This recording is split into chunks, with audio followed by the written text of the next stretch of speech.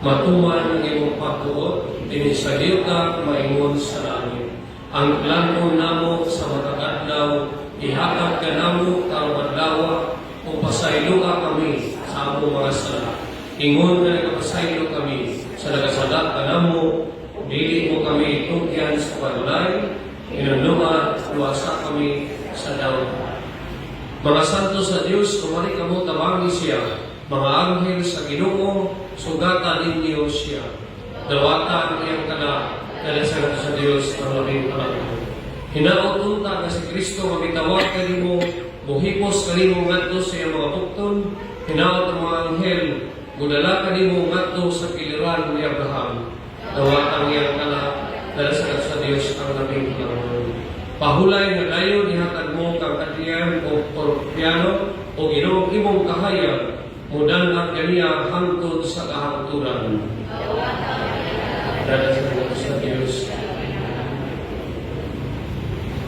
Magangko kita, amahan nga labing nalulikon sa imong mga kamot, among itugyan ang kalag ni Edrian Porpiano, aron mamanhot sa katapusang adlaw, basta na nangamatay diha ni Kristo.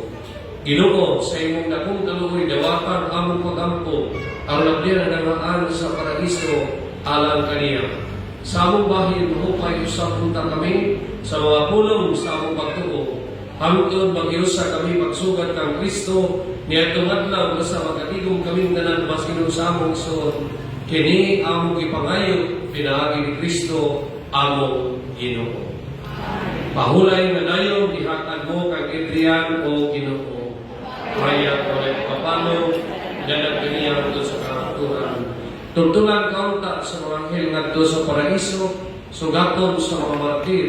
Danon ikaw ngadto sa syudad kabalaan, ang bagong tunhay ng Jerusalem.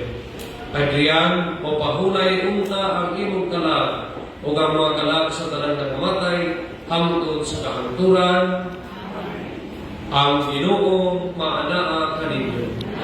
Panalangin kaninyo ang Diyos na magkagagahom sa tanan, ang Amahan, ang Anak, ug ang Espiritu Santo. Tapos na